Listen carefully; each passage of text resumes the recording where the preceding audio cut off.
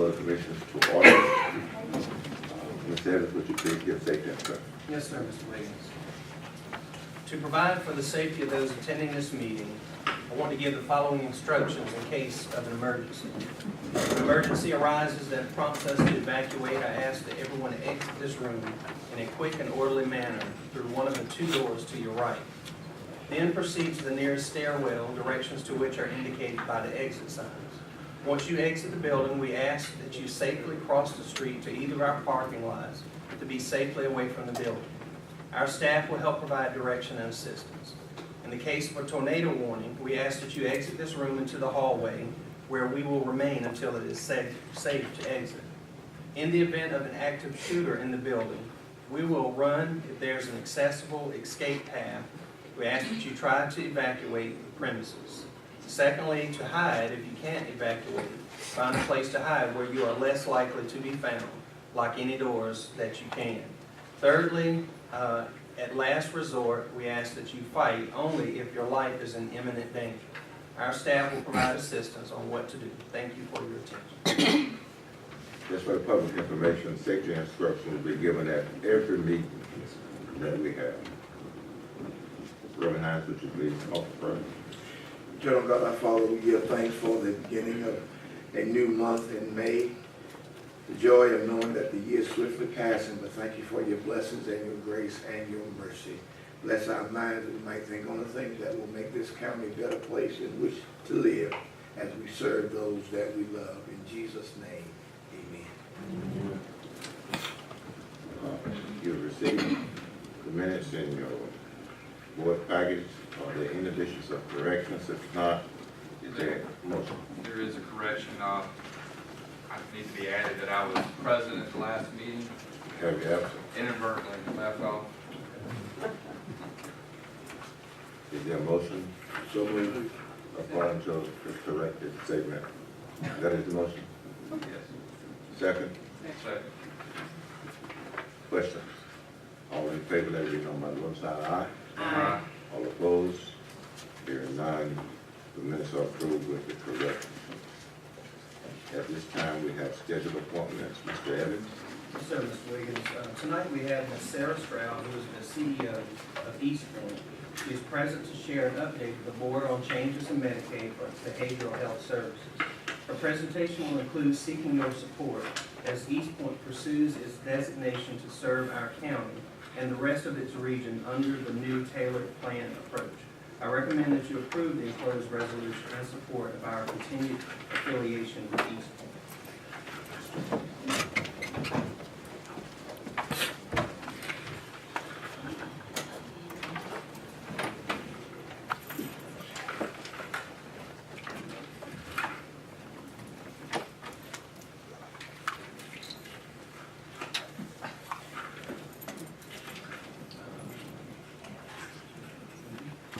Good evening. As Mr. Evans said, my name is Sarah Stroud, and I am with Eastpoint. And I'm so excited to be with you tonight. I've been with Eastpoint about 6 years now, 4 of those as the CEO. And I've had the pleasure during that time to get to know Mr. Evans a little bit, and have thoroughly enjoyed working with him, and appreciate the relationship we have with Edgecombe County. But I'm really excited to see each of you and have a few minutes to share with you a little bit about Eastpoint. So thank you again. I'll be fairly brief. I know you've got a full agenda. So there's a variety of topics, but I'm going to move through each fairly quickly. Give you a little bit of an update on our operations, a little bit about what we're doing in terms of leadership among the other LMD MCOs in the state. Talk to you about the provider network. That's always of interest to commissioners. How we invest in Edgecombe County, and then the last thing I want to focus on are the changes with regard to Medicaid in terms of Medicaid transformation. So I've geared the PowerPoint specifically to Edgecombe County, and you'll see that throughout. So Eastpoint currently is one of 7 LME MCOs in the state, and as you know, we cover 10 counties. We have about 284 employees right now. Sometimes it gets as high as 300, but right now we're at 284. 9 of those employees live in Edgecombe County. And I think it's always interesting to equate those employees to dollars in your county. With salaries and benefits, that's about $600,000 in Edgecombe County. Our budget is currently at $317 million. About $277 million of that is represented by Medicaid dollars. And I always like to talk about these last two numbers. We have fund balance of $118 million. This was at the end of December of 18. And the unassigned fund balance at that time was 13.9. And as you know, as commissioners, what that means is that's how much money we have to actually use. It's down now just over 10 million at the end of April. And so our expenditures run a little bit over 20 million every month. So that's really less than a month of operating cash that we have that's unassigned. Sometimes we hear, oh, y'all are sitting on that big fund balance. But when you take away the things that are required by the state and are designated by our board, that's what we have. And I don't know if you can see this, but on the far right, you see the population of our two counties. Edgecombe represents 8% of our total county population. And then on this next slide, it's the number of claims that are paid by county, and Edgecombe lines up exactly with the population in terms of claims that we pay. We pay about 8% of our total out to Edgecombe, for Edgecombe County members. Any questions or comments so far? All right, and this breaks down, as you know, our primary funding is Medicaid and state funds. And you see the claims that were paid for 17 and 18. Your claims are down about $1 million from 17 to 18. So I started looking at that, trying to figure out why we've not had any major provider shutdowns. And I really think it's being driven by the population. In fiscal year 16, the numbers were, particularly on the state, is where it's dropped. The state members were 453. In 17, it spiked at 544. And then in 18, the number of people presenting for state services went down to 400. So I don't know if that 17 was maybe a spike because of the aftermath of Matthew, maybe. I don't know if you've seen numbers in the county that kind of mirror this or not. I know your county population numbers are down about 8% over the last 10 years. So we're going to keep our eye on that, but I'm not aware of any major or any providers that have shut down or any reduction in services. I think it's just being driven by population. And so the number of members who last year in fiscal year 18 received a Medicaid service, just over 2,000, out of a population of just over 22,000. And that's pretty typical of what we see of other counties, around 10% receiving services. And as I mentioned, there's the number of the states and the services at 400. East Point does operate a access to care call center, and that operates 7 days a week, 24 hours a day, 365 days a year. And we had just over 2,600 calls that came in from Edgecombe County last year.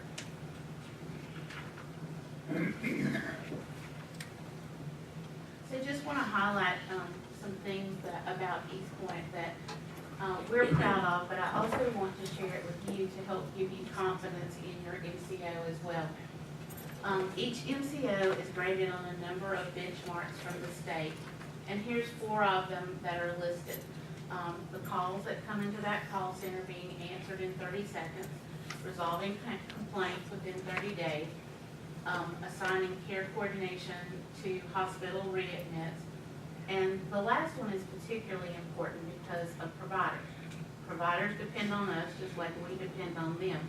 And getting the claims process is critically important. We're required to do that within 30 days, and we do it generally much faster than that. So we exceeded the state benchmarks in all of those areas last year. Then this next one is called, I want to highlight just a couple of things from the consumer perception of care. Adults, youth, and families were surveyed, and they were asked about your LME, MCO, about your service providers, things like that. Our results from fiscal year 17 and 18 were almost identical, and we're so excited about that. The bottom line is East Point continues to outperform all the other LME MCOs across the state on these measures. And I won't drill down into a lot of detail except to tell you East Point is that purple line at the top over the other LME MCOs. Were you given a choice of providers? Was your first service in a time frame that met your needs? Again, with a purple line. Did your LME MCO provide as much information as you need? And if you have a concern or complaint, do you know how to do it with your LME MCO? And the answer is resoundingly yes. So I just wanted to share a few of the highlights from that survey and also emphasize the results consistent from 17 to 18. This is state survey or this is It's done all across the state, yes. by the state? Yes, yes, not us. Good question. Okay, so let's talk a little bit about the providers in Edgecombe County. There are currently 13 providers, 4 licensed independent practitioners, and affiliation with 1 hospital. But across our entire network, there are 340 providers. So if someone from Edgecombe County ended up in another county, they would have providers there to serve us.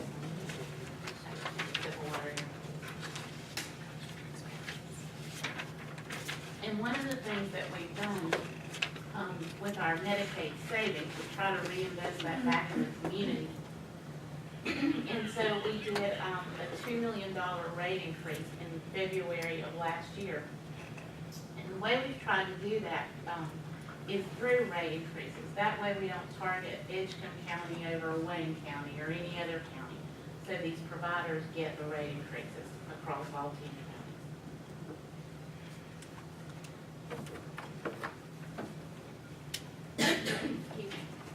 The other thing, those providers that you saw, the 13 are brick and mortar, but we also provide a number of services in the community, and there are some of them that we do. Sorry. Mobile crisis management, the one next to the last one, I always like to talk about that because that one's so important.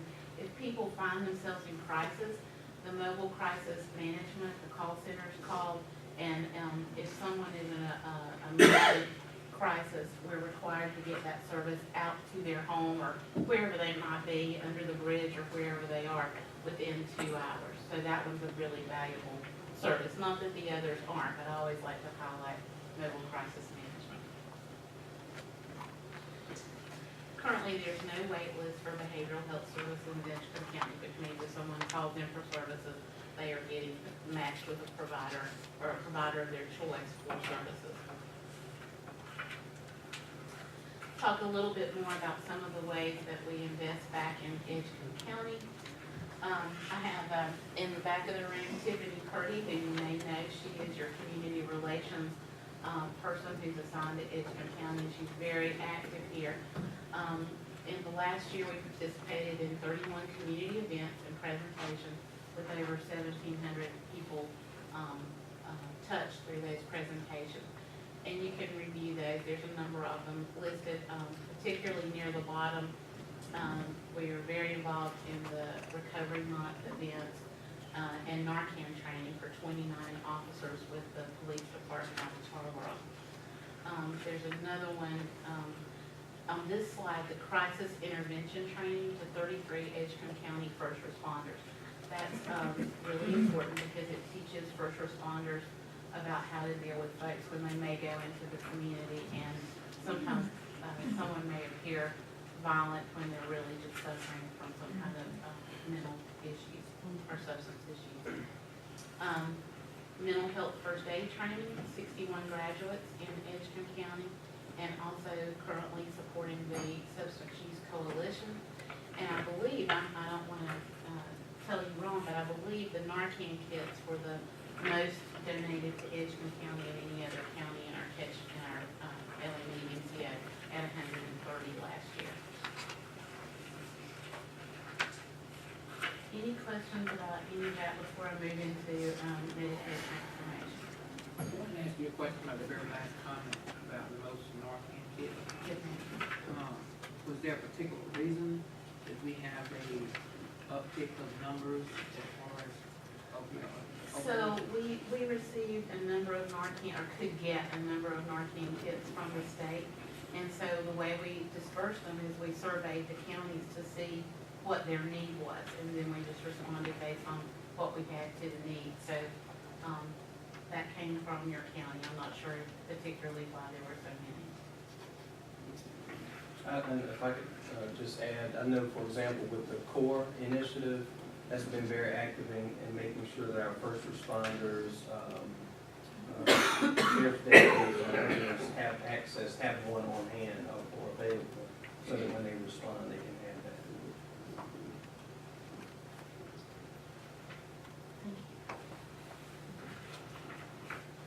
Okay. So let's talk a little bit about Medicaid transformation. I'm going to give you the 5-minute 101, and certainly this is a complicated piece of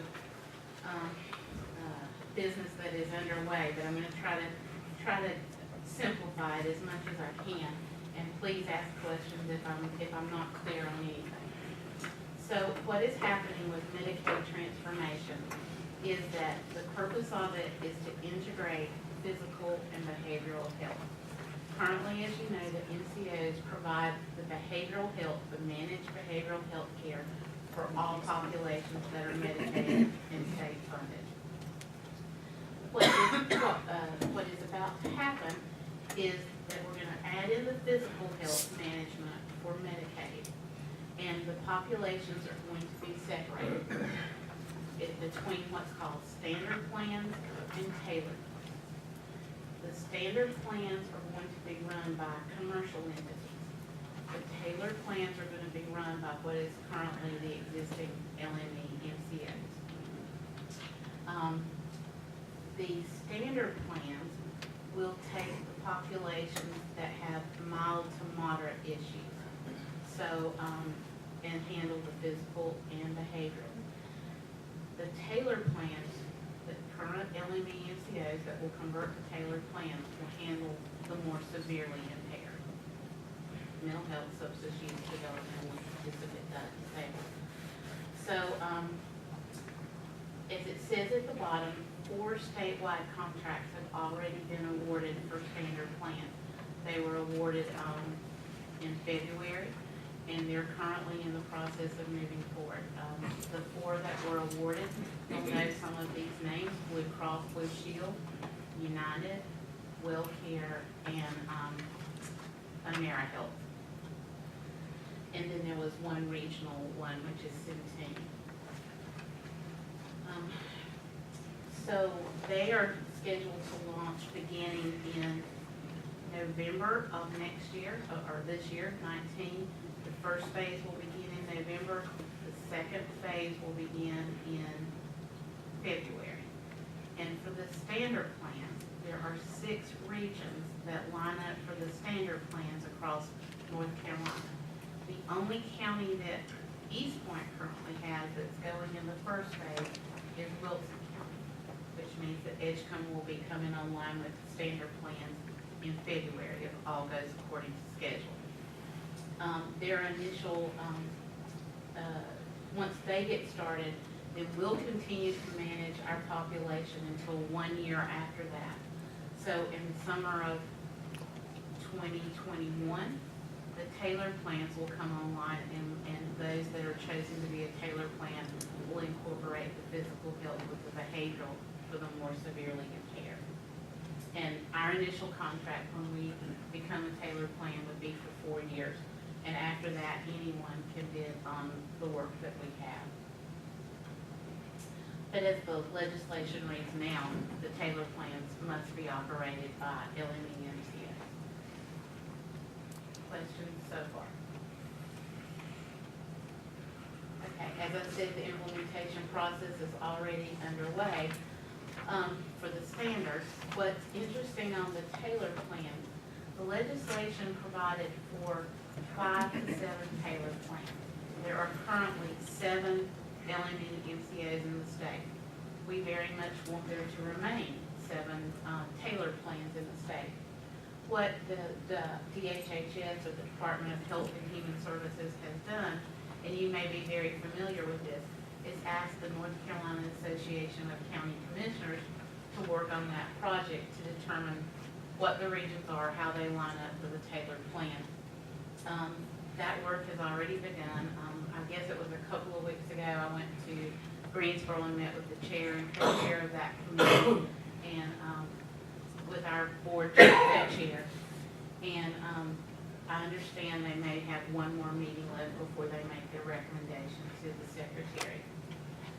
Each region, each one of the tailored plans has to have at least 12,000 members. East Point does have over 12,000 members, so we definitely qualify on that aspect. If all goes as planned, then first quarter, next February of 2020, those applications will be put out for us to respond to, and they'll be due in May.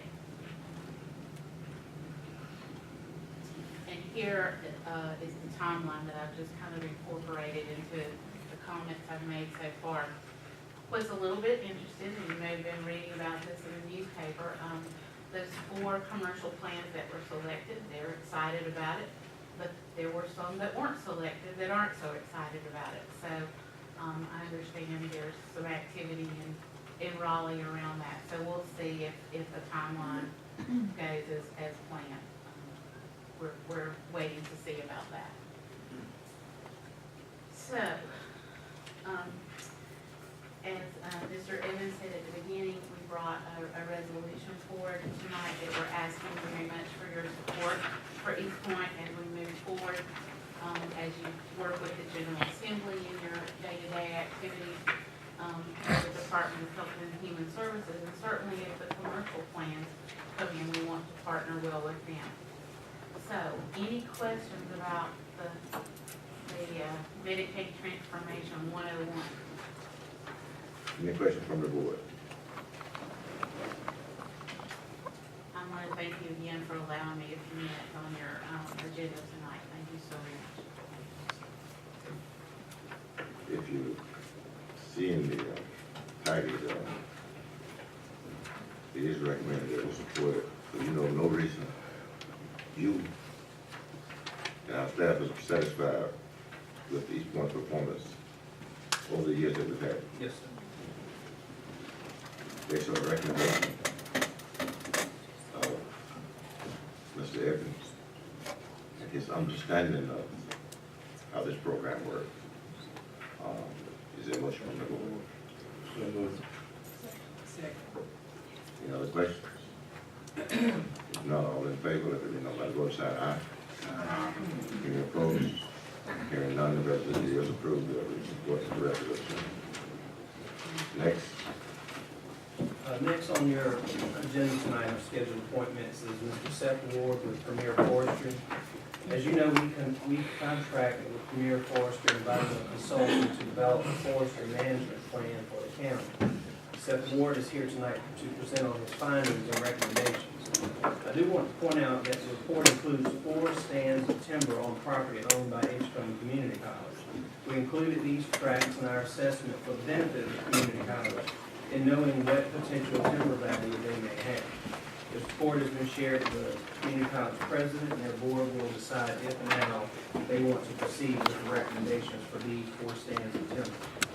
There are 3 stands of timber at Kingsborough Industrial Park totaling a little over 171 acres, and 1 stand at the landfill totaling over 90 acres that consultant proposes to be clear cut this year. I recommend that you authorize our consultant to proceed with marketing the timber on these tracts per the contract we have in place. I also do want to note that I plan to include in my recommended budget to earmark 1/3 of the revenue from the sale of the timber for replanting or other timber management activities, but that would be for you to take action on or further consideration when I present the budget to you shortly. So, Good evening. As Mr. Evans said, I'm Seth Ward with Premier Forestry. I wanted to update you on our findings on forest and our recommendations for forest management on your Edgecombe County timberlands. I always like to start with who I am and give a little background about myself and the company. I graduated with a forest management degree from the University of Florida. Go Gators! I'm a North Carolina registered forester, a SAF Society of American Forester certified forester, and Association of Consulting Foresters as well. Got over 16 years of experience. This will be our 10th year of having our own firm in eastern North Carolina. I'm also married to a fellow forester, so we talk a lot about mosquitoes and ticks and which way the water flows at the dinner table. We've got 2 foresters in training, a little 8-year-old and a little 3-year-old. That's all they know is them real well. And who we are. So Premier Forestry is a full-service forestry and environmental consulting firm. We've got somewhere around 100 years of combined forest management experience on staff. Our service lines include long-term forest management on over 35,000 acres. Those include all the way from private single-family landowners, 30, 40 acres, all the way up to one of our clients is the city of Jacksonville that has 7,200 acres of spray treatment area. And we've got a lot of clients that go anywhere in between. Some of our service lines include prescribed burning, herbicide application, geographic information systems, or GIS, wildlife management, wetland delineation and permitting, timber inventory, land management planning, and timber sale management. Why conduct forest management? 1, it's sustainable. 2, we promote forest health. We reduce risk and disease from insect damage with a healthy forest. We increase nutrient uptake based off of, we allow those trees to be very, very fertile and become the crop that they are. We enhance wildlife habitat, and we also provide revenue to their owners. Some of the tools that we include are mid-rotation release, prescribed burning, timber harvesting, and via that being first thinning, second thinning, or final harvest, and then coming back and reforestation. So how do we get from point A to point B? So this is exactly how we got where we are right now. So on the initial planning stage, we take an aerial photo and get some GIS data of where our boundaries actually are. And then we do a little ground truthing, so we can kind of see that's a pine plantation down there. What do we need to do? How old is it? So that's when we go to our ground truthing, and we start to get diameter, size class, form class, height, and what we're looking for. And then we start classifying those into stands, or basically just homogeneous overstory. So if it's a pine plantation, he gets lumped in the same age as he gets lumped in together as his neighbor. And then we create a forest management plan. So think of those as our roadmap, where we're going. So the forest management plan is the go-to document for a landowner that contains specific information about stands within the tract, such as age, soil type, site growth index, as well as long-term management prescriptions to guide the stand to best meet the landowner's objectives, whatever those might be. Here's one of ours here. This is the Cox Farm tract. We've got the soil type. We've got a range fine sandy loam. We know we can grow at 25 years old. We can grow a loblolly pine on that soil at 94 foot in height. And then our timber description is actually what's on there. And as you go further down there, we think our management objective on this one's going to be to maximize the economic return to the county. And our recommendation is to do a final harvest clear cut in 2020. And those are broken down by stands inside of the big forest management plan. And what's some of our tools to get from where we're trying to get from point one to the other? One of our main service lines is prescribed burning. As you may or may not know, eastern North Carolina, as well as most of the southeast United States, is a fire-adapted ecosystem, which means fire was naturally occurring event that happened frequently during pre-European times. Then we got all mixed up and decided we didn't want to burn the ground anymore, and it got a little harder to walk through. And as you know, we still have wildfires today that occur, but due to suppression, the fires are now more intense, because not everybody likes smelling smoke, not everybody likes seeing the woods burn up. So one way to prevent the damaging effects of wildfires is the use of prescribed fire. This reduces the hazardous fuel load, that mid-rotate, or that mid-story, just looks like you can't see through it or don't want to walk through it, fuel load, while providing excellent wildlife habitat and reduced competition for crops. There's an example there of a prescribed burn and our low impact fire lines there in the center that we've done on our client's piece of property. Mid-rotation application is another good tool. We use it after thinning as a great way to release competition and encourage increased nutrient uptake by crop trees. And that's done by that piece of machinery there. We've got some nozzles on it. We go through the woods, down our cut roads and spray some herbicide out to get all those bad weeds down and allow us to kind of move forward into keeping our crop trees doing healthy.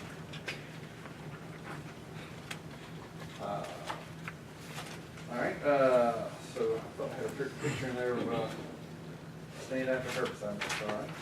So one of our main ways to maintain overall health of a forest and set an example as the great steward the county wishes to be of land is through proper forest management. This includes timber harvesting. Cutting trees is a good thing. Based off on age, density, health of the stand, we determine if the stand needs to be thinned or final harvest. This is also an excellent way for the county to receive income from trees removed. This is an example of a first thinning conducted. The plantation on your right has been thinned and the one on your left is untreated and they are the same exact age. As you can see, this allows for growth for the residual timber that's left behind our crop trees, and a healthy, sustainable forest equals a high return on investment for the county. After we get through there and we do a final harvest where everything's taken out, we come back and do timber stand regeneration. After the final harvest has been conducted, we reestablish with more vigorous, young, growing stock using the practice of shearing the stumps and debris with big V shears and bulldozers and creating a bed or mound, which allows us to plant the tree to keep it out of the water and basically give it that first couple of years of advantage over its understory. And then we could possibly use herbicide for competition control and letting our trees become more established. This is a breakdown of all the stand data and stocking data for each forested property owned by Edgecombe County. It's broken down even more into our the forest management plan there. As you can kind of see, we've got a laser pointer on it. Top button. All right. So as you can see right there, most of our data is, or most of our trees here are in the pine saw timber class. So that's about the highest we can get. So all of the, pretty much the majority of, we have really young stuff, and we have really old stuff. So the goal most landowners want to see is kind of a balance across the board. So you want to spread that out and get it a more even flow all the way through there. So that's where we're starting at now. We've got a lot on the, it's not going to grow anymore. It's going to start to stagnate and start back down off of those numbers instead of actually growing and increase as we go along. We do have a lot of hardwood saw timber and oak saw timber out there as well in some of our stands. But primarily most of what we have is pine. Anybody have any questions about it? Go ahead. When you replant 25 years before you really. Yes, sir. So the thought there is the industry standard now is the trees are so vigorous. I think we're in 5th generation seedlings now. Since we first were catching seeds out of shaking a pine cone to get a seed. Now we've gone so far that everybody knows the parents of every tree. So we're thinning now at somewhere around, or doing our first thinning at 10 to 12 years old, and then we follow that up. It's about 7 years after that with our second thinning, and then we're doing our final harvest somewhere around 25 years. So everything's growing faster, more vigorously. All right, moving on. We've got the recommendations we have for this year, 2019-2020 forest activities. We would like to conduct a final harvest on the Kingsborough Tract Stand 13, which is 66.4 acres.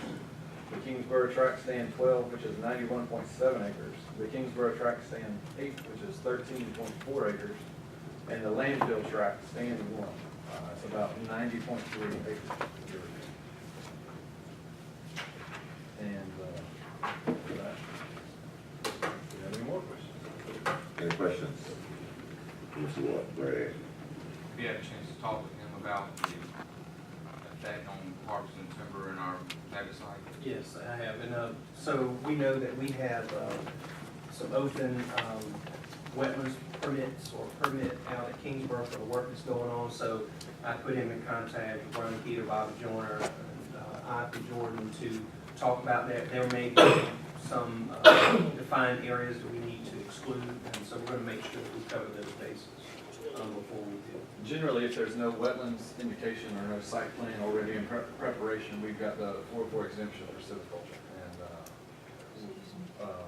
and inside of forestry.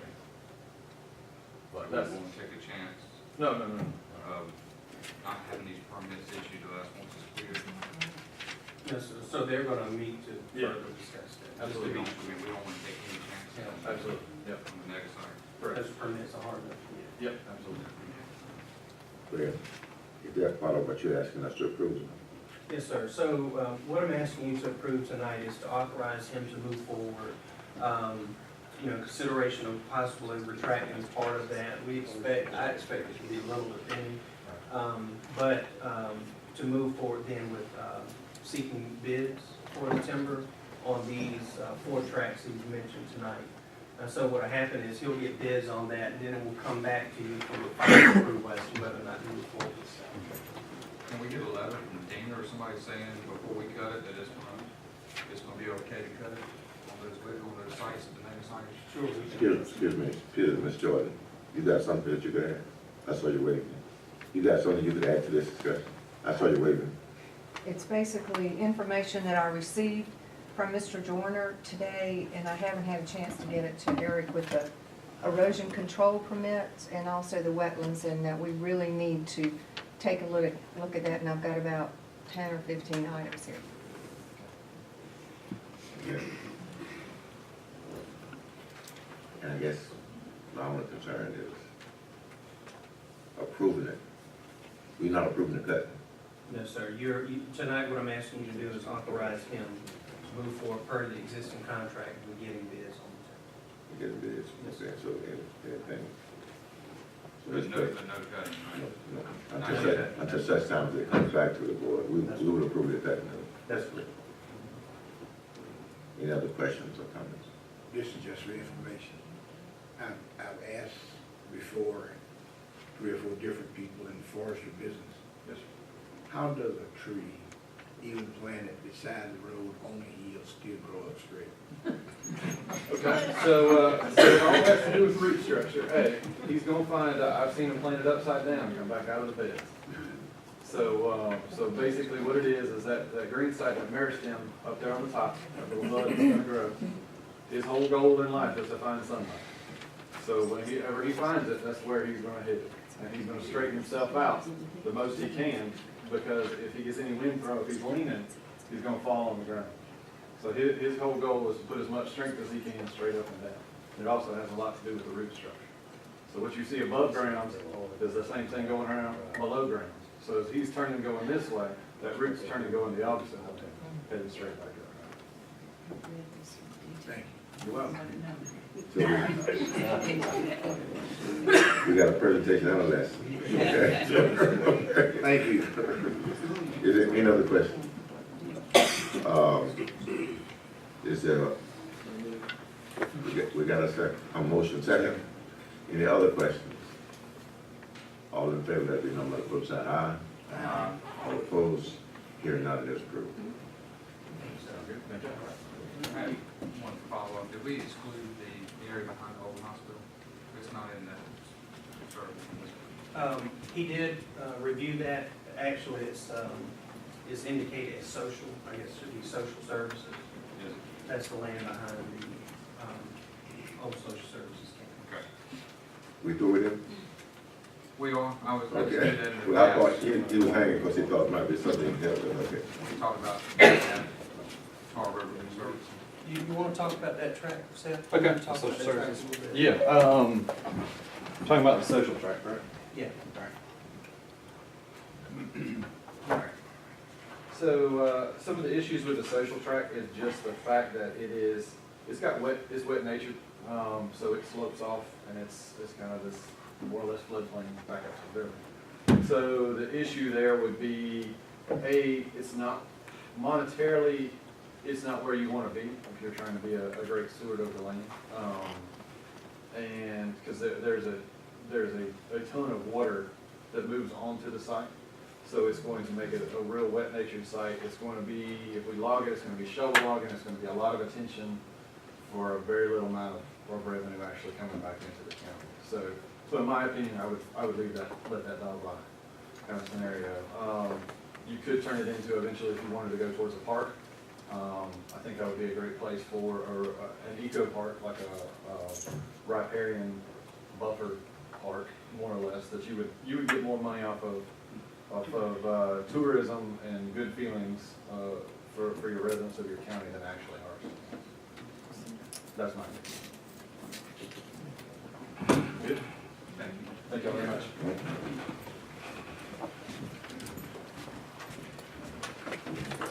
Next, agenda item, Board of Equalization and Review.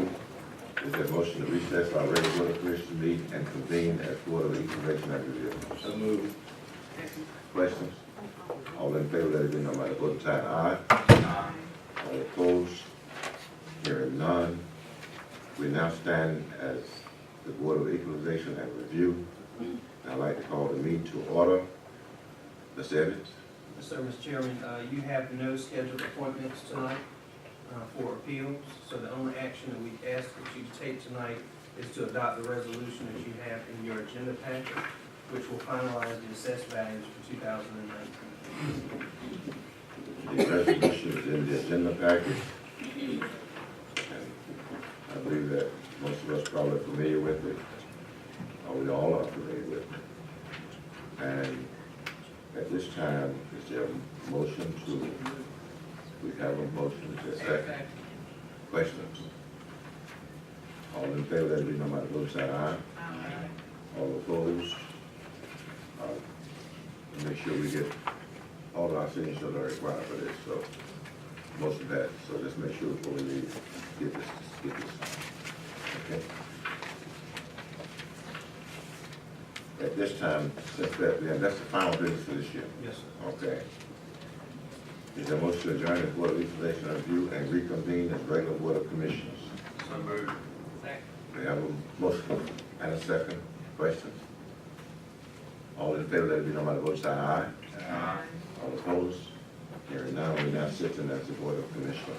At this time, public petitions, is there anybody here that would like to speak on public petitions? So please come forward and state your name and address. Hey, Kathy Williams, 2208 Private Drive, Charter. I've come before you all before begging for a new animal shelter, and I'm here to do it again. Mr. Boswell and Ms. Powell, I wanted the Citizens Academy that the Sheriff's Office did, and saw a presentation by Animal Services, and there's a bathroom at the training center that is bigger than the storage room at the animal shelter for food and supplies. You know, the county is moving. You've seen everything about the new jobs coming. It is embarrassing to walk people through that shelter that are not from around here. It is old. I mean, there's no fixing it. I don't know what happened to the town trying to combine with the county, but something's got to be. It's not fair to the animals. It's not fair to the animal services workers that actually care about the animals. It's not fair to the sheriff's office. He took a pay cut coming in the door, and he doesn't even know anything about animal control, bless his heart. You know, fortunately, he's got people that do. But it's pitiful. And I don't know, we've got people that are willing to donate. We've got fundraising ideas, but we have to have commitment, because there's been too many other counties where money was raised and then it disappeared. So I can't in good faith ask people to donate to something if we don't know that it's gonna happen.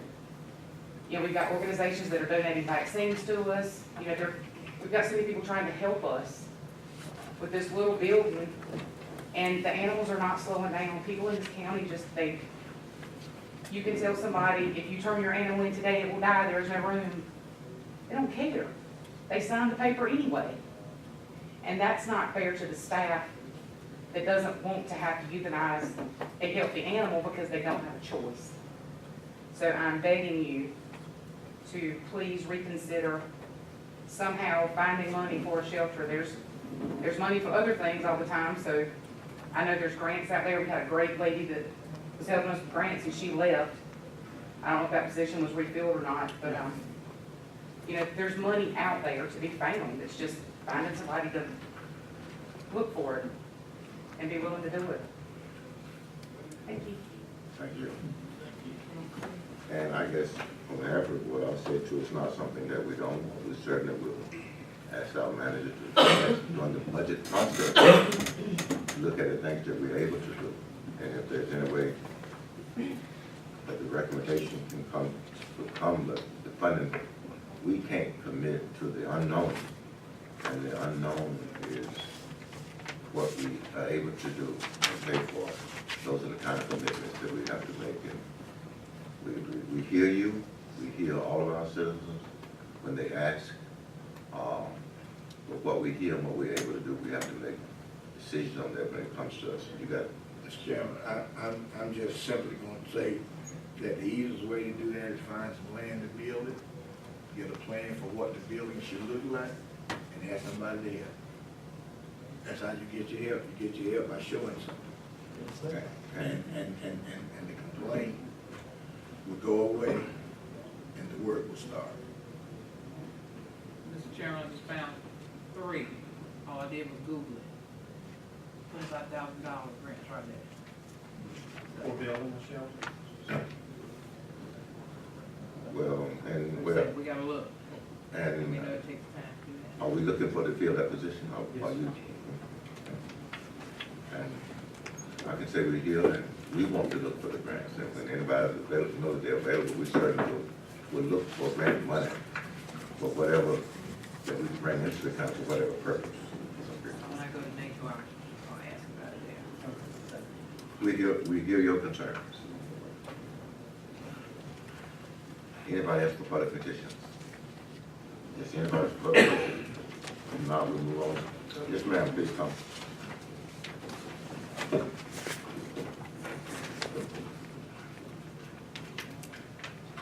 Let me get the chairman's original. My name is Janice Thompson. My address is 110 Roller Drive. And the new animal shelter ain't gonna stop animals from being killed.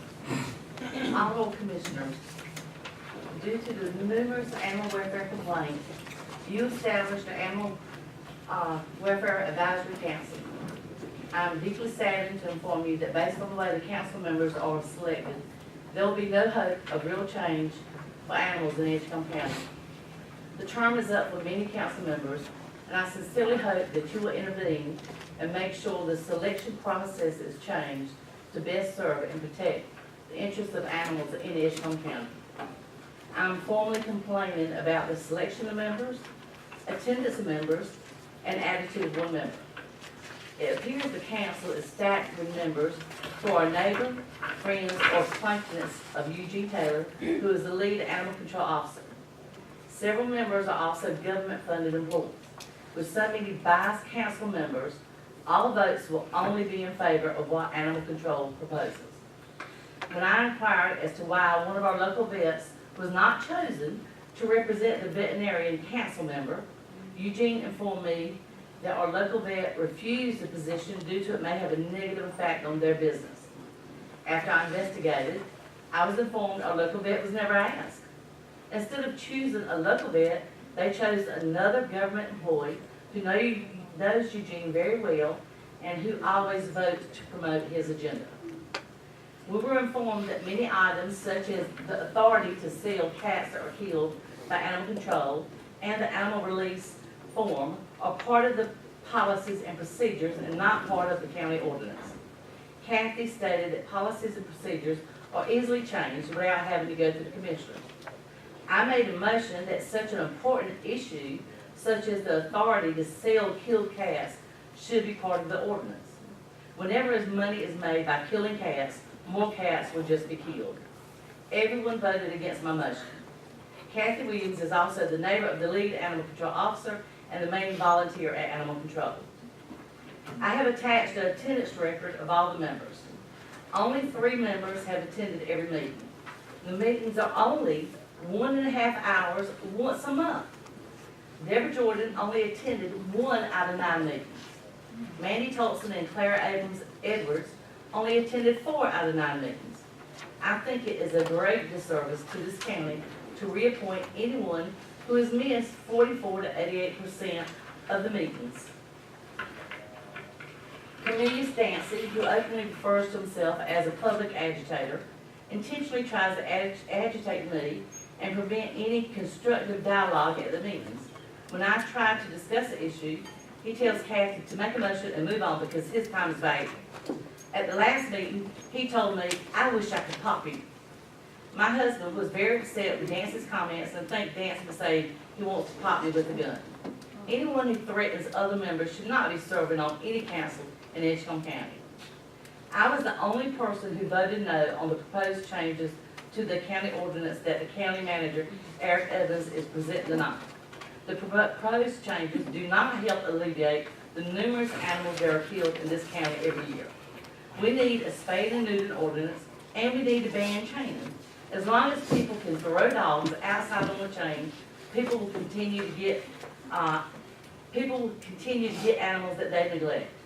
I sincerely hope that you will address these issues before making any future appointments to the council, and you will refuse to schedule a public hearing to adopt the proposed changes to the ordinances until we have an unbiased council.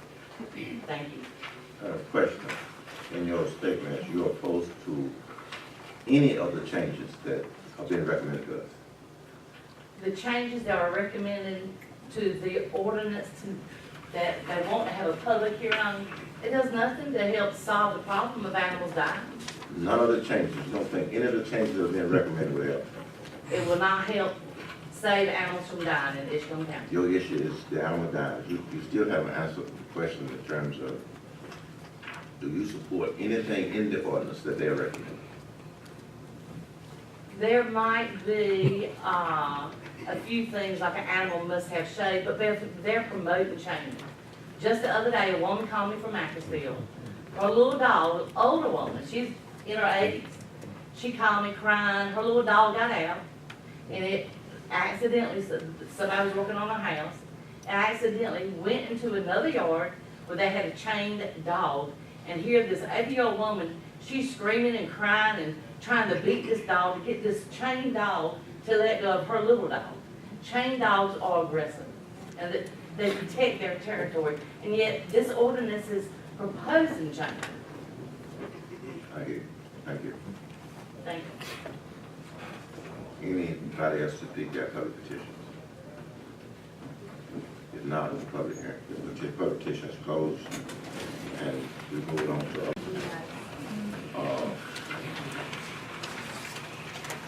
number 8, consideration of approved budget amendments. Is there anything that you need to bring to our attention? No, sir, happy to answer any questions that you might have. Go ahead. So one of the budget amendments is for $75,000 in fees and penalties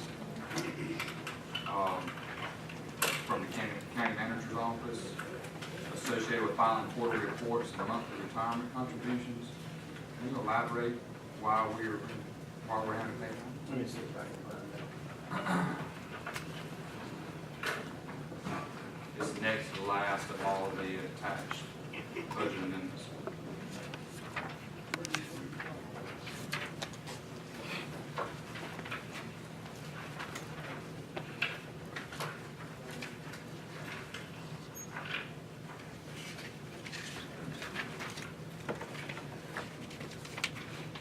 Yes, sir. So we had some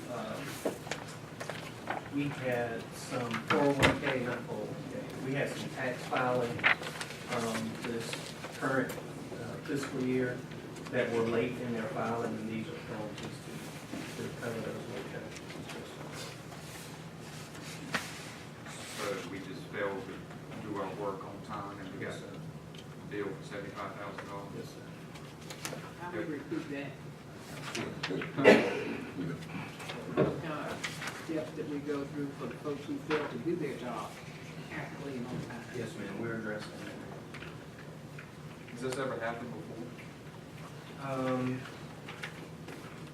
I believe we've had one in previous years. Was it this much you recall? I can't remember right I don't remember jumping out that big.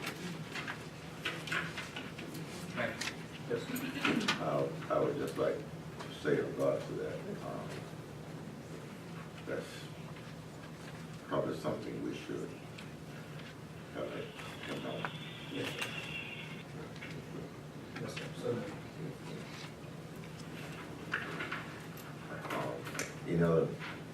Any other comments or questions? If not, is there a motion to approve? Second. Questions? All in favor, let it be known by the vote sign aye. All opposed? Hearing none, it is approved. Moving on to the consideration of approval of contract with one-year contracting company for the Kingsborough Training Center. Ms. Evans? yes, sir. As you know, the Golden Foundation awarded the county with a $10 million grant to construct a training center at Kingsborough Industrial Park. We have already contracted with Oakland Collier Architects to design and oversee construction of the facility. Now I present for your consideration an agreement with Barnhill Contracting Company to serve as the construction manager for the project. The services provided by Barnhill as the construction manager will include providing preliminary cost estimates, soliciting and vetting subcontractors and suppliers, and negotiating a guaranteed maximum price, or GMP, for the construction of the building. For their services, this agreement provides for compensation to include a fee for pre-construction phase services in the amount of $76,763 and a construction manager's fee of 5% of the GMP. I recommend that you approve the enclosed agreement with Barnhill as presented. Motion. So moved. Second. Second. Questions? Go ahead. So what is the actual design cost for Oakland College? Can't remember right offhand, we approved that last month, I can get that for you. And if you'll remember that this was a project that was originally awarded to Edgecombe Community College, and because the community college has to go through a number of additional steps with state property that the county does not, we're trying to meet a fairly tight timeline to get this building constructed, so it'd be up and available for training prior to Triangle Tire, Corning, and possibly other companies located in Kingsborough. Golden League reconsidered and then basically rolled that grant over to the county. The county approved that, accepting that grant probably 2 months ago. So the original design work had already been done and paid for when it was still in the hands of the community college. Now Oakley Collier has been contracted by the county to, number one, help us with this procurement process for selecting a contractor, as well as construction and design oversight once the building is being built. Any other questions? Yes, Go. in providing the services that is needed, how well are subcontractors, especially among minorities, often an opportunity? Yes, sir. They have a certain threshold that they try to reach. I'm afraid if I call out the percentage, I'm thinking 10%, but I'm not certain of that. But they have to reach out to what they call historically underutilized businesses and minority and women-owned business enterprises. And they have to reach, or they seek to reach a goal of, I believe it's 10% of the subcontractors being designated as one of those. That's a designation through the state procurement office, and they reach out to contractors that are under that designation. Do we in any way follow up with that, make sure they're staying the course of trying to find those? Yes, ma'am, we do, and they have to report that, and it's part of what Oakley Collier does in reviewing reports from all. Any other comments or questions? Hearing none, all in favor, let it be known by the vote sign aye. All opposed? It is approved. Next. Go ahead. Next item is contract amendment number 4 for Kingsborough Infrastructure. Presented for your consideration is change order number 4 with the TA Loving Company for work to extend infrastructure into the Kingsborough mega site. Item as described in the change order will increase the contract by $52,542, bringing the total contract to $4,982,1575. with no changes to the substantial completion date. These additional costs will be covered by our grant from the Goldman Foundation and North Carolina NC Commerce Industrial Development Fund. Therefore, I recommend that you approve change order number 4 for TA Levy Fence. Motion. So moved. Second. Question. All in favor, let me know by the vote sign of aye. Um, All opposed, hearing none, it is approved. Consideration resolution to support the current ABC control system. You have the resolution in your package. Is there a motion to approve? Skip item D. Look at it. All right, go ahead, D. Yes, sir. The North Carolina General Assembly passed Session Law 2017-41, also known as House Bill 630. The statute requires that all counties enter into an agreement with the North Carolina Department of Health and Human Services for all programs except Medicaid. The attached MOU sets forth performance measures, reporting requirements, and actions to be taken if performance requirements are not met. This will be the second year of the execution of the MOU. I recommend that you approve the enclosed memorandum of understanding with the North Carolina Department of Health and Human Services for FY20 and authorize me to execute the same. Motion. Second. Yes, sir. Question. it's not a question, but to make sure everybody read through all that, this MOU really puts a lot of pressure on DSS and the county. I mean, some of these things, it's like, I don't know how they expect you to get them completed within a certain amount of time, and you can't even keep enough staff to get the work done. So it's something that we really, gotta pay a lot of attention to. Do we have the ability to negotiate changes? Now we're talking about it. I think we're doing what the general statute. Some of the counties refuse to sign it and that kind of thing, and it's back on them. Well, Officially, you gotta sign. I don't think we're in a position to do nothing but But but approve it and sign it and send it back and, tell our staff to stay in compliance. Okay, that's the only thing that we can do with this. You know, there is some consequences I read. Yeah, it is in terms of, but we've had, this is the second, what year is this for? This is the second. This is the second year, They didn't want to do it the first year. but, Do we have problems the first year? Well, they actually did not hold any counties to the standards the first year, as noted in here in the letter, that the state has just gotten to the point where they can generate reports within the systems that we do input in so that we can track it and the state can track it. In fact, of, I don't know, probably almost 24 or so performance measures, there are only about 13 that they're going to be holding us to this coming year because that's the only information that's available so far. So the state is still even working on making sure that we have a reporting ability or to be able to monitor our progress and for them to monitor our progress on things. and that's human service implemented and giving consideration to what the consequences might be of yesterday. Any other questions or comments? Not all in favor, let it be known by vote sign aye. All opposed? Hearing none, it is approved. And down to E, consideration of approval of resolution to support the current ABC control system. The resolution is in the package. Is there a motion to approve it? Second. Second. Go right ahead. I want to know exactly what this would mean for Edgecombe County as far as our agencies. Well, basically what they're asking us for the counties to Stay as support they are. an effort to stay as it is right now. There seems to be some discussion at the legislative level. To my knowledge, no bill has been introduced yet specifically to privatize the ABC system. But what our ABC board is asking us is to support keeping it as it is. And So I that think if it's privatized, what would that do to the county? Well, citizens could get I could get a liquor to sell. Go back to the old Whiskey. days. Well, I don't think the state has already had state control. We're state control. We are a state control system, which is the only way that you can buy liquor is from a state store or a county store, which is, the state supplies all of the liquor, make sure that they control it.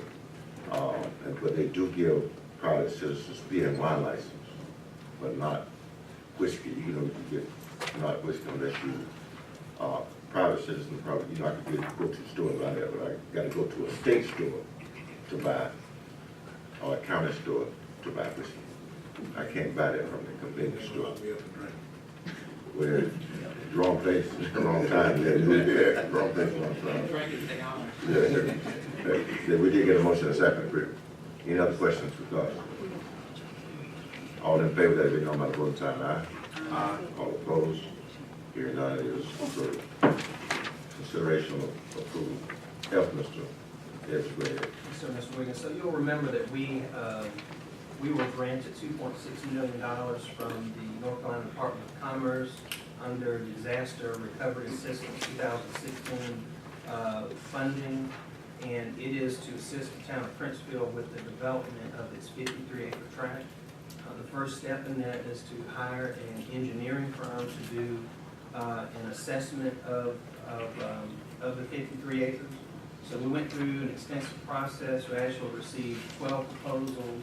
We had a review team that included some representatives from the town of Princeville, including their town manager, that reviewed those 12 proposals. We interviewed 2 firms. We had scheduled 3. One firm declined at the last minute. We interviewed 2 firms, and from that review, our recommendation is to contract with S&E contractors, which you're familiar with. They've done some other work for the county, is doing some currently.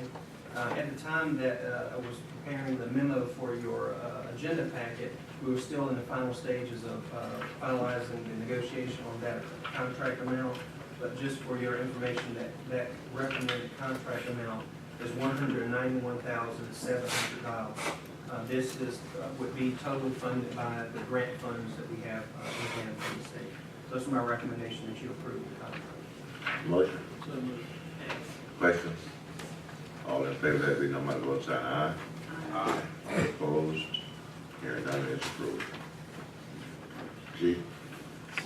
Every year at this time, we go through the process of reviewing proposals from agencies that serve juveniles, primarily juveniles that are involved with the juvenile court system.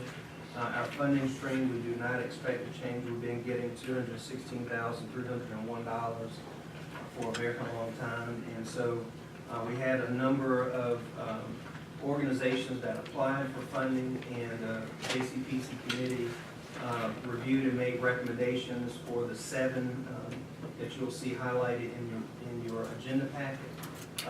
There is a 10% match required, or $21,630 that if you approve, we will plan to budget in FY20 budget, and I recommend that you approve the allocation of funds to these organizations. Motion. Chair motion. Second. Question. Yeah, you would. Thank you.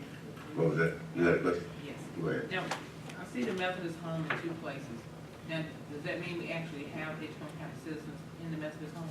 Yes. Yeah, they can only serve, for this funding, they can only serve Edgecombe residents. They also provide service for Nash County and other counties as well. They serve them several. Okay, and I want, who is this, who? They're new. Yes, they're new.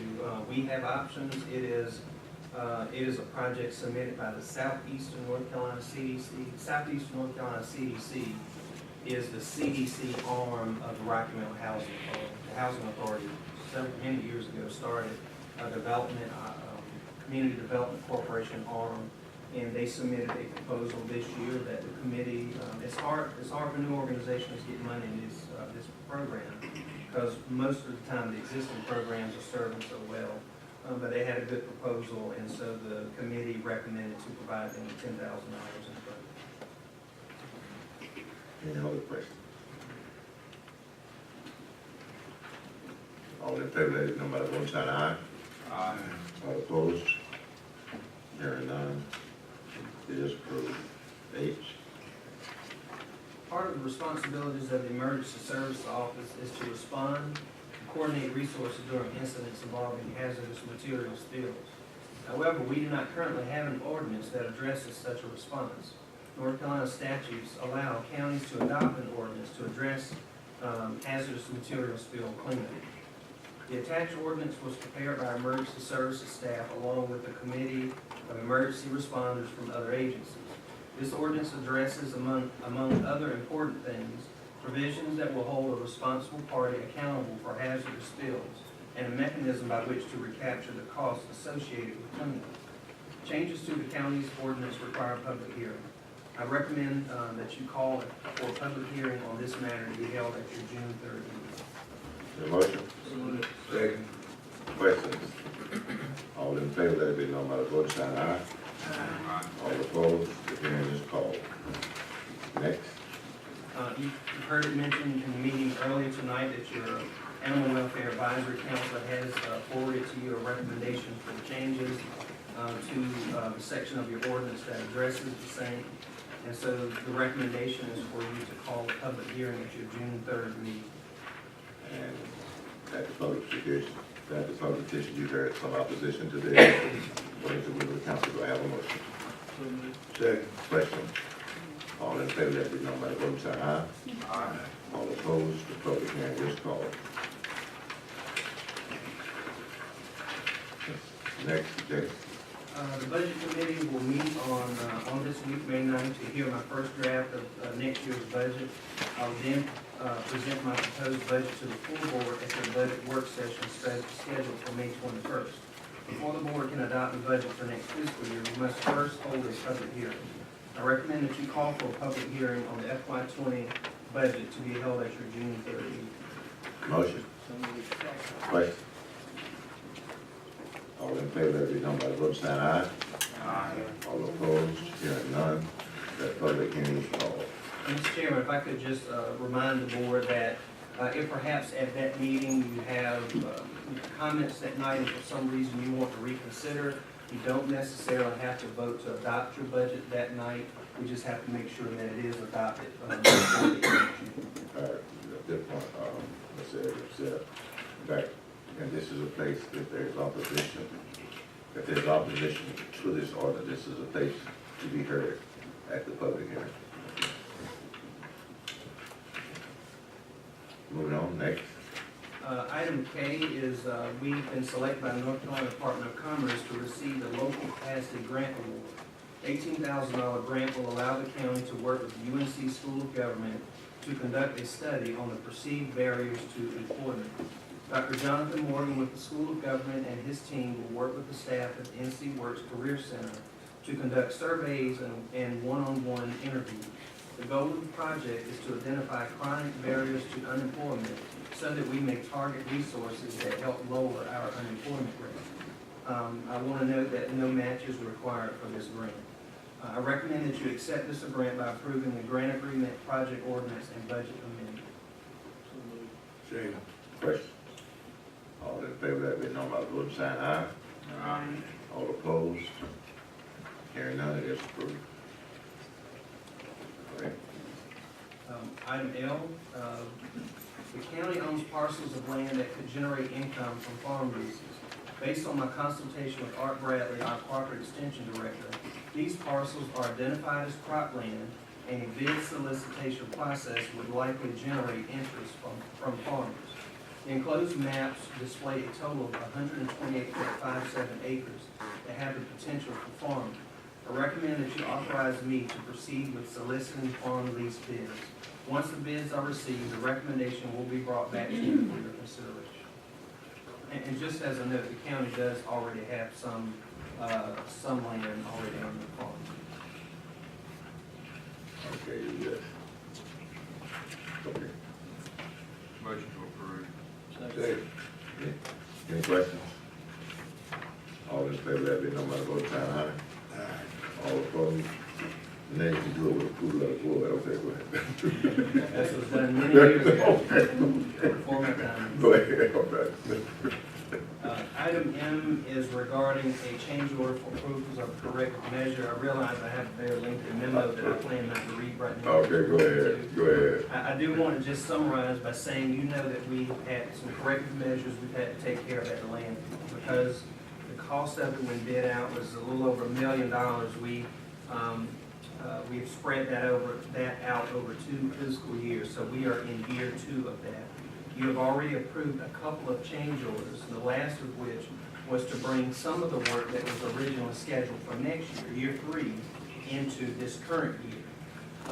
And now with the recommended change order before you, we believe that this will actually complete the corrective measures, and we won't have to go into the third year. So if you approve this change order number 5, the final contract price will be $949,341.96, which will allow us to realize a savings of a little over $50,000 from the original total contract price. Also, because of advancing the work this year, will require a change order to our contract with SNME for their engineering services for this project in the amount of $70,184.50. I recommend that in separate actions you approve change order number 5 to Preston Contractors, change order number 1 for SNME engineering services. Give me the first one. To approve the change order number 5 for Preston Contractors. Is there a motion? Second. Question. All in favor, let it be known by the vote sign aye. All opposed? Hearing none, that is approved. The second. The second one is change order number 1 for the contract with SNME as presented. Motion. Question. All in favor, let it be known by the vote sign aye. All opposed? Hearing none, they are approved. Moving on to appointments. Mr. Wiggins, if I could, before we go into appointments, you do have a supplemental agenda item before you. We didn't get it up yet. Did you write it on? Yes, sir, you should have a copy. Okay, let's- So the supplemental agenda item, this is consideration of approval of authorizing resolution for the county Kingsborough 2 infrastructure project, industrial development fund for the submission of an application to the North Carolina Department of Commerce. And so this is, we believe, or we've been told that there's additional funding designated for the county of a little over $1 million from the Industrial Development Fund for infrastructure expansion. And we have to submit an application, and we must authorize that submission. That's my recommendation to approve. Motion. To approve. Second. Question. All in favor, let it be known by the vote sign aye. All opposed? Hearing none, it is approved. Now, down to appointments, we have Public Works Main Council of Government. There's nobody recommended for that lodge. I believe that large is to replace the seat previously held by Mr. Overwood. You know when that organization meets? He meets It's the first Tuesday of every month, 7 o'clock at World Tabernacle Church usually.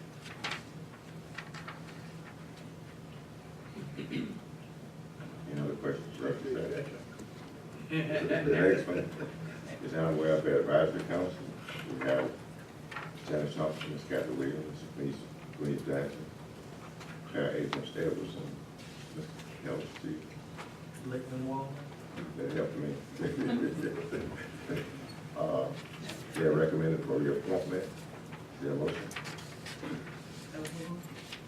Second. Chair seconds. Second. All in, questions? All in favor, let it be known by the one side aye. All opposed? Hearing none, they are reappointed.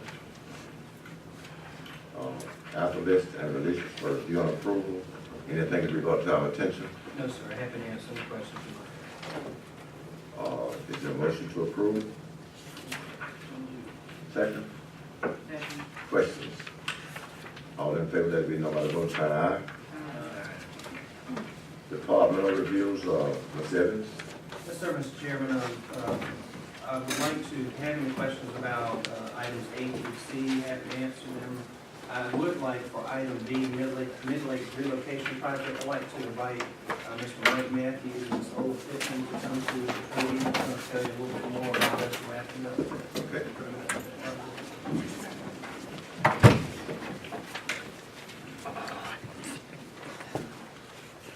Come on, lady, come up here with me. I thought she was gone.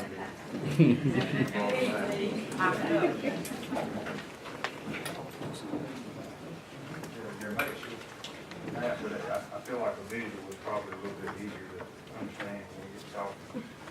Oh, we supposed to understand X's and O's, come on. Yes, ma'am. Football's so good.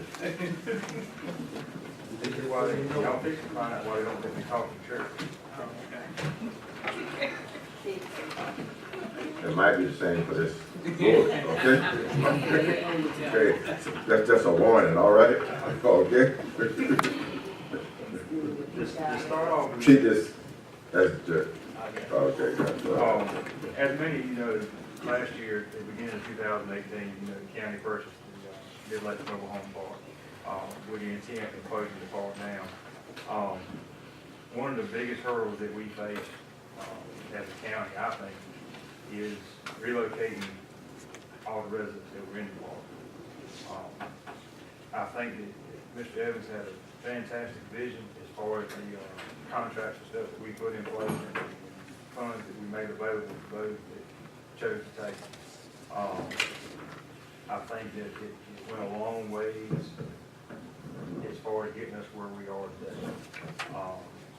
And also, as you may or may not know, as of April the 19th of this year, there are no residents living in the Edgecombe home park. With that being said, I really don't know where to begin with the thanks. There's no way that we'll ever thank everyone, and I'm sure we're going to miss someone somewhere along the line. Yes, sir. What is I supposed to see it? Yeah, it got cut off. It says county owned. Yes. Okay. Yeah, I didn't notice until I got here. I thought I had done a fantastic job with copying, and I found out real quickly that I did not. To start off with, when we first started this, Eric called me into his office, and I'm still not sure if I was volunteered or voluntold, that this is what was going to happen. But either way, it made better sense for me to take it over as someone directing it as far as, it was easier for us to bill for rent since we already billed for water. It just made sense that everything was falling in line. The best thing he did, he reached out to Miss Biddy. There's not enough thanks to go around for the job that she is doing. I don't know that we could stand here and do a standing ovation, and I don't think we'll do it any justice for what she did. I really want to tell you what I heard her say. She said, put it in the check. Okay.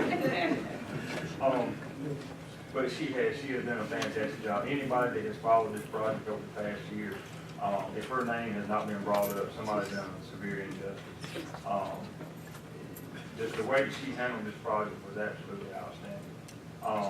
I also cannot forget, it wasn't just the water department, it wasn't just Ms. Fitton, it wasn't just Mr. Evans, it was the health department, it was the tax collections, tax assessors, it was planning and inspections department, it was our soil and water department, the register of deeds,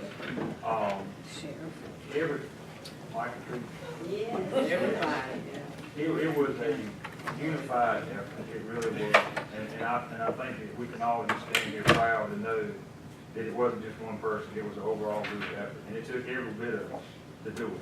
We would have never done it by ourselves. I now know where to find things in a mobile home that I did not know before. I know where VIN numbers are now. I know where axles and stuff are supposed to look like. I know what chassis are supposed to look like. I have no clue. If you need somebody to run a mobile home park for you, don't call me. I'm not ever doing it again. But with that aside, I just wanted to throw some quick numbers out at you. And I know you have the report, and the reason why I gave you the map was just so, this picture was taken just before we purchased the mobile home park. And so you can see by all the drawings that I have scribbled up there, this was a huge undertaking. There were 79 structures in this park when we first took it over or purchased it. Out of those 79, 2 of them were actually abandoned homes that we demolished. One of them was the office for the park that was actually donated to Reverend Jordan. And outside of that, every other one was owned by a resident that was in there, or at least somebody was living there. We successfully, again, moved everybody out. And to let y'all know too, we did hear some feedback. In the very beginning, there was some negative feedback. It was, we expected. But as we moved on in the project, there was more and more and more cards, calls, conversations that were had was thank you, thank you, thank you. I think, you always hear that the squeakiest wheel gets the grease. Well, the problem was that there was a lot of wheels in there that won't squeak, and they were so tickled to death that this was taking place. I can't tell you, I would love to go back and get a number just so I would know, and the number of people that now are landowners. 21. 20. But you think about that, they're now landowners. They took that for initial money that they were given and purchased a piece of land, moved their home onto it, and now they have something that's theirs. And I know I've heard it, and I know you all too have heard it way more than I have. Because I was kind of the backdrop on this thing as far as dealing with everyone. But again, it just goes a long way. I really do. I think if anybody else were to ever do it in the United States of America, they should come here and say, hey, how did you do it? Because I do think you did an outstanding job. Currently, in the park, when you ride by there, you're still going to see, I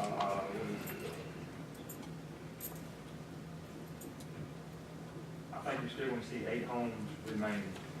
Of those 8 homes, 2 of them have been sold, and we're currently waiting on somebody to come and remove. The remaining homes that are left after that, it is our intent that one of them is actually going to be relocated to another site for training purposes. The remaining houses that are left are probably going to have to be demolished. Just weather has just taken its toll on it. There's really no other choice. People have tried to move them. 3 of them were purchased by somebody. They gave them back to us. They gave them back. They purchased them off of gut deals, and when they got there, they did not come and investigate them.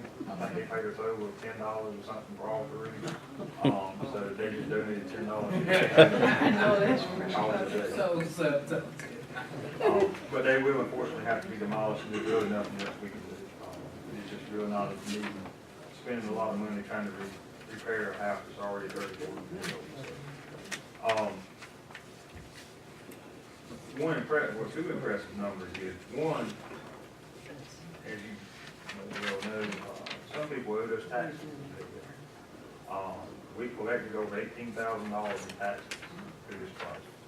That was our taxes. We did end up selling some homes, and out of the ones that we did sell, there was a total of $17,331.50 that was made through gov deals off of selling the homes that we acquired through auction, which was basically just the people got an upfront amount and then deeded the house over to us. So we ended up making over $17,000 off of that. Outside of that, I mean, you've got the report. There's plenty of numbers that I can stand here and go through. It's really not a whole lot of activity that has gone on in the past month, other than just one home. So basically, the numbers are pretty much the same. And we've still got a lot of work in the park to do. This is not over by any means. But I thought this would be a great time for us to come up and just share with you what has happened, what has taken place. We do have some vision for the park. We have all rode out several times over the past month or so. So we've got ideas floating around about what we're going to do, how we're going to do it. And just to let you know, first and foremost, because I know when you ride by there, it's still a visual eyesore. Even though I thought we did a great job around the ponds, cleaning them up, getting them to where they're at. Edgecombe is currently in the process of removing all of their infrastructure, power lines, stuff like that. Once they get all of that out of the way, it is our intent to go in and completely clean the park up. We're going to take all the trash and any debris that you see out there and have it cleaned up. And at that point, that's when we'll decide what we're going to do. So you're trying to tell me 45,000 you collected in tax and what you sold, you gotta use the next part? More. No raise. But, I'm gonna step aside because Miss Ola has been here from day one, and I want her to make sure that, I know she's got a couple people in mind that has helped her along the way, and I don't want to steal any of her glory at all, so. I just want you to stay right there. First, I want to say to the board, thank you so very much for giving me the opportunity to come back in the county. I've been back on several assignments, one being in the Board of Elections office. I've done some sitting in the manager's office, and just here and there. But this project, as you all know, housing is near and dear to my heart. And when I had opportunity to come and work it, I said yes, and then I went home and I thought about it. You know, we're going to be moving these folks, and some of those folks have been out there for 30 plus years. So we're going to uproot people. But having that initial visit, I think, really helped us to move the project along. And on that note, I'm going to ask if Ms. Maricela Hinton will come up. This young lady has been my right arm for the Hispanic community. We didn't realize how many people, and we found out that we're related. We're married cousins. This young lady stepped in and she took our documents and translated them into Spanish. She orchestrated meetings on weekends, after hours, or whatever. I asked her what did she think would be best to get the population in, because I speak no Spanish at all. And after we found out that there were Spanish-speaking people there, we wanted to make sure that everybody had the same opportunity. So she steps in and she gives us a plan as to how we can do that. And as I said before, there were some Saturday meetings, there were some after-hour meetings, there were some early morning phone calls. And Edgecombe County has a jewel in this young lady right here. I really want to say, I was home one Saturday afternoon and my phone rings and they say, we're waiting on you. And I said, who's waiting on me? We've got people that are coming. So we get in, get the building open. That afternoon, we had 18 Hispanic families to come in. We had a group meeting, and then we had a one-on-one meeting. And I think in doing that, it sort of broke the ice, and it gave them confidence to say, these people do care, and they're going to help me move on to a different place, and that's what we did. So Maricela, I can't thank you enough. Thank you for being my left arm, right arm. We really do appreciate all that you've done. So we did get everybody out. We got everybody out on time. We do have some folks that chose option 2, which was the relocation piece of it, that they are in the process of finishing so that they can receive their payment number 3. And in the next coming weeks, hopefully, we will be able to get all of that cleared up. And Mike and I can go on and get the project concluded, packed up in his office so that I'll be able to get to Florida by the 3rd week in June. That's kind of the plan. But you gotta remember, if you go to Florida, you might as well get ready to come back and go back to work. I'm coming back. Florida in June, Kentucky in July, and give me August, and then I'll be ready to come back early August. That's good, that's good. Okay. But I do say to you, thank you, Mike, for entrusting the project to me. The day that I walked in, the only thing that he gave me was one table and the telephone. And he said, well, you know what to do. So I go to Eric and say, I need this, I need that. I go to Fran, and everybody just said, you know what to do. This is who you are, and this is what you do. So, just get to doing it. They didn't know how to tell you to do it, because they didn't know how to Mr. Wiggins, I sort of looked at it as a Hurricane Floyd. We didn't know what to do when it hit, and Mike will tell you, and Eric, we talk about that a lot. We didn't know at that time. But as we got to going, okay, this is what we need to do here, this is what we need to do there. No, don't send out any checks, have everybody come into the office, literally sign for these checks. Get photo IDs, put them in the folder. So ever want to take a look at the folders to see how much information is in there, it went from a folder to about that thick. Because we wanted to make sure that the project was done, the way that it should have been done, to protect not only the county, but the citizen that was moving as well. And again, I do say thank you so very much for having me to come back tonight and bring back a lot of memories standing here. I just can't say thank you enough, and if you need me, I told the late Lorenzo Carmen that when I submitted my resignation, if the county ever need me, just call me and I'll come. And I hopefully, prayerfully have done, I have been a person of my word. Absolutely. Again, Marcelo, thank you so very much. Thank you to Miss Karen LaChapelle for allowing her to come and work with us. We really do appreciate it. And thank you to all of you. So, Mike, I'm going to turn it back over. Thank you, man. Thank you. I didn't realize how many people Miss Ola knew. Couldn't find out she was kin to 10 people. She knew the Yeah, rest. we had some relatives in it, but we worked through it. That was all I had. Thank you. Thank you.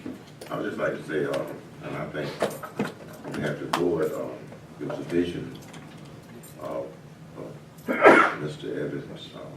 We brought it through, we said, wow, okay. It's kind of heavy load, you know, but in terms of the use of public dollars and how they were spent, they were very well spent. Yes, sir.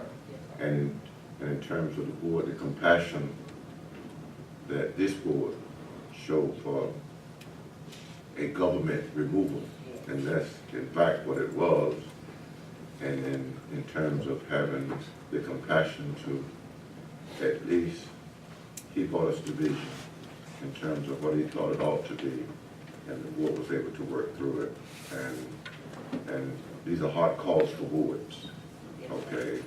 And it's a real hard call to move a citizen, and especially with the time frame. So to everybody that's been involved, and it is a mission accomplished, and especially not having probably the end legal kind of efforts that we really had to make sure that these things happen. It's real good to say we've got everybody out, okay? And it appears that if not, most of them are satisfied. We'd like to thank all of you, and those that probably that are unmentioned, that we've not stated here. Any other comments from the board? Thank you. I'm grateful, two members of my church are really grateful. They are both now homeowners. They are. And that's a public use of input that helped to make some of our citizens homeowners that probably would not have happened in their lifetime if this vision didn't come to the board. And the board, and you, all of you working, probably had some encouragement in terms of helping them through this process to say that you probably should invest in your own. Some of those conversations we know that probably took place, and we'll just thank all of you. Thank everybody. And I just like to say to the effort that was put out for the Hispanic community, it's something that needs to be an ongoing effort. Yes, sir. Okay. And I'm going to say to Mr. Evans, there needs to be, it appears that she is a health department worker, but there needs to be a place in our government that can help, especially if they are only Spanish speaking, help them through some of the kids they got about things that might happen to them that we can help prevent. That needs to be our role. So I'm saying, let's think about the things that we can do, okay, that can help perpetuate that kind of image to our county, okay? And to me, what I've heard is a positive image. Thank you so much. Thank you.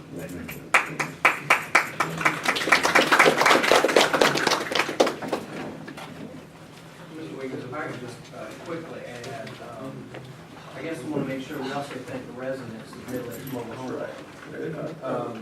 You know, for us to celebrate where we are tonight, I don't want to in any way minimize what a difficult experience this was for them. In the very first meeting that we had about a year ago to announce to the residents there that we're going to be closing the park, that was a tough thing for them to hear. It was difficult for me to have to stand before and tell them. And many were upset, angry. They had a right to be so. But overall, through the process, by and large, they were all very nice to work with. You know, there were some difficult cases, but the average was that they were all very good to work with, and certainly having Ms. Pittman and Mr. Matthews working with them helped that a lot. I will say that even for those that went from renting a lot to now renting a lot somewhere else, I think we can still say that their situation is improved, because it happened that the lot rent at Mid Lakes was quite much higher than most of the mobile home parks in the county. So if nothing else, their lot rent has gone down. So we're happy about that. But I just want to say thank you to the residents of Mid Lakes who worked with us so well in helping with this transition. Now, planning board. Yes, sir. I just want to point out, the planning board did hold a meeting or in April, that they did not have a quorum. You'll remember that part of their discussion was reviewing the proposal on vegetative buffer changes in the solar energy system ordinance, so they will be convening a meeting again this month. Hopefully they'll have a quorum to discuss. Finally, under my report, I want to notice that our license plate agency will have an early closing this week on May the 9th, and that is for a computer system upgrade. It's approved by the state. It'll be closing early, starting at 3 o'clock on Thursday. We fully expect the system to be up and running in the morning. State officials will be here to check it, and we expect to reopen at normal time on Friday morning. Under manager's report, I'd like to call Mr. William Johnson, who's both our assistant county manager and our human services director, to come and make a very exciting announcement for you tonight. Mr. Chairman, Commissioners, how are you this evening? Good. It's my honor tonight to present to you Ms. Betty Battle, Edgecombe County's new Director of Social Services. Ms. Battle's story is truly inspirational. Starting her career over 30 years ago with Edgecombe County DSS, she served as an administrative assistant, holding other positions such as personnel technician, administration officer, and most recently deputy director. Ms. Battle is a reminder of what hard work, continued self-improvement, and loyalty can accomplish. Ms. Battle holds a master's degree in public administration from East Carolina University, and in her spare time enjoys reading and spending time with her family. Please join me in congratulating Ms. Battle, the new Director of our Social Services Department.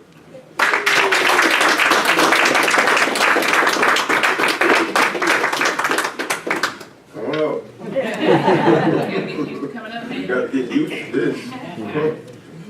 Your first appearance as Social Service Director. Good evening, everyone. Thank you.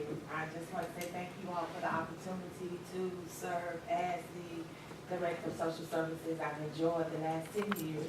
As Deputy Director, I've worked very closely with some good directors, real visionaries, and so I'm looking forward to working the next few years, seeing DSS, working in DSS from a different perspective.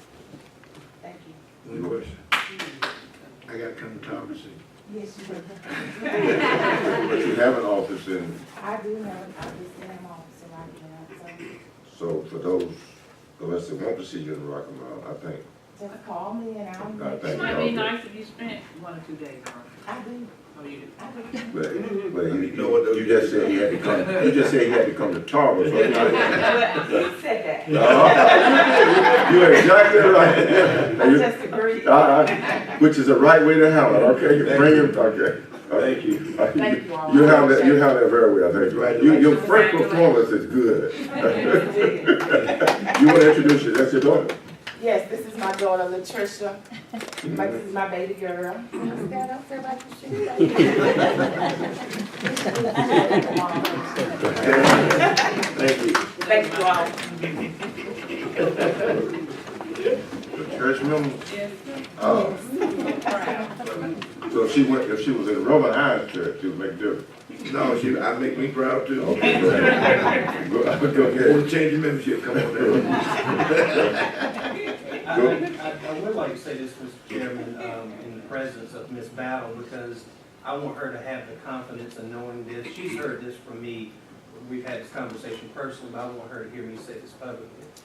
You know, sometimes you pick sort of next person in line just because they happen to be there. That's certainly not the case. We had a number of applicants. We interviewed 4 or 5, I think. Mr. Johnson and I, also Mr. Woodley, who's the chairman of the Human Services Board. By far, she is the most qualified candidate of all the applicants we received and the people that we interviewed, and we should feel proud about that. I feel very proud about that, having worked with Ms. Battle for a number of years now, that we have the absolute best candidate in that position. I'm very excited to have her there. Thank you. That's good to know how your boss feel about you. Right. Oh, But that's your fault. Any other comments or questions? Thank you so much. Well, welcome, I can't say welcome aboard, but welcome to your new position. Thank you. Anything else? I do want to point out, you'll see item D on your report. On the manager's Under report? manager's report, yes, sir. The certified work-ready community, I know you remember, Mr. Wiggins, nobody else does. We have received the designation as a work-ready community a number of years ago from North Carolina Department of Commerce. It basically says that we have over a certain threshold of people that have had or who have achieved a career readiness certificate, as well as a number of employers that have signed on saying that they will give preference to those who have a career readiness certificate. And then there was some change at the state level, has moved over to the North Carolina Chamber organization. They changed the criteria. We have to go through the process again, and I'm happy to be able to report that we have, again, been designated as a certified work-ready community. I do want to show you, I feel like I want to present it to you, Mr. Wiggins, like a Grammy Award or something. But we did. It's to the board. Yes. Okay. So we did receive that designation, so we're happy to be able to report that. In one of our meetings, we couldn't understand why we had to go through the process again. You know, having one of our community colleges, we had a leader in having this certified work certificates. We had a great number in it, but we didn't know what happened, but we're glad to be back at having this award to us. Anything I should need to go through on this?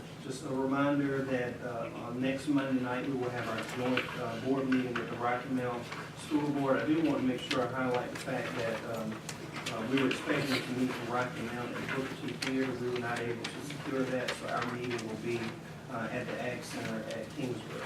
Dinner will be at 6 o'clock, and the meeting will start at 7. Also, item 8, you'll remember some meetings back, you approved a recommendation of naming our auditorium in this building after the late Mr. Lorenzo Carmen.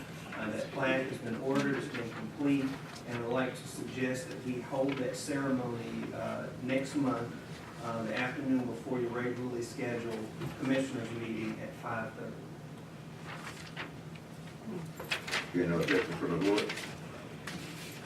Okay, we don't have to take action. And other reports there under manager's report, I have to answer the question. Any questions? Where's the Michaelsville Fire Department? Let's see, it's in your. May 8th at 3 p.m. Any other questions? If not, anything from the commissioners? I don't know if everybody got their notification. County Assembly Day is May 8th. Starts at the North Carolina Museum of History, St. Catherine's Ground. From all commissioners from North Carolina, Gallagher, representatives from that day. Starts at 8:30. Any other comments? I got 2 things I want to touch on very quickly. Go right ahead. One is, as a new graduate of the Sheriff back to the Shine Academy, Ms. Powell was too. And they did present us with statistics on the shelter, and it is staggering the number that we put down. And the only reason I say that is because we all know we can only do what we can do. But we need to keep it on the forefront to at least move in a direction, whether we're able to do it very soon or not. I want to bring that up again, I know it's already been talked about. The second thing is, I am embarrassed that I did not pick up on what Mr. Wheaton brought up tonight about that fee for taxes. And I don't know how it happened, and I'm not throwing darts at anybody, but I sure think we won't ever see that again. Yes, sir. In 9 years, I don't remember seeing it. I'm not gonna say it didn't I don't happen, remember the name. but I will say, it won't happen again without me knowing it too. Yes, sir. And that's my thought. Well, I think I think that was my point to Mr. Evans, if he's aware of that, his board is just have knowledge. Yes, sir. Okay. I have a question. Go ahead. Do we have any update about, NC Works moving? I followed up on that. I think you'd asked me about that a couple of weeks ago. That process has not been finalized. The state is still going through the bid process. NC Works Career Center is located at the industrial incubator, or incubator at Fountain Industrial Park, is considering moving from that location. My understanding is that the state is accepting offers from property owners for a location. I've also been told that like the Edgecombe CDC has submitted, which is where they're located now, but they're still undergoing the process. And the reason I asked you, because of what you talked about earlier, about them trying to find out, discover about why employment or unemployment is what it is. That's gonna be another deterrent for folks on the Edgecombe County side, if they're gonna move to Nash County. A lot of our folks already can't get to the incubator. How they gonna get to Nash County?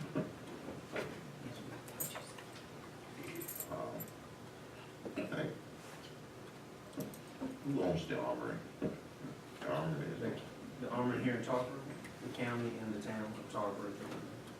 might be a good opportunity to, but it's ours, okay? They gonna, It's ours, okay? Would a shelter fit there? An animal shelter. Would an animal shelter, would that be a site, well, I don't know. Just in the neighborhood. I'm saying, would it? I just raised the question, okay? across from the school. I just raised the question, okay? If it's done, you know, a lot of things are placed, and if they're done right, you don't know they're there, okay? And with what you've got to do for an animal shelter now, okay, you know, there's a lot of money got to be spent. Yeah, so, well, I'm not, it's the question of something we own, and it's, you know, it's up to the board to make those decisions anyway. Yes, sir. But, and you all have stated probably some reasons that it should not be, but it just came to my mind. And with that, can you give us an update maybe for the next meeting on, Warden Grove Club is interested, colleges interested in it, and school system? Has there been any more discussion? Well, I can give you a further update, but I do know that the community college is no longer interested, at least at this point. Their plan is to maintain their BLE training on campus. With the new building, they're going to have some additional space available, so they plan to keep it on. Any other questions or comments? Ms. Peters? Yes, sir. At this time, ladies and gentlemen, we're scheduled for a closed session to discuss economic development. Is there a motion to close session? Is there a second?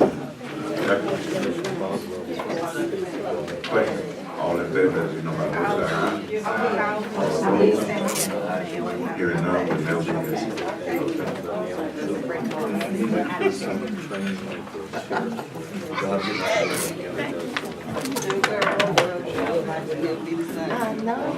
Doris Thompson! I'm doing all right.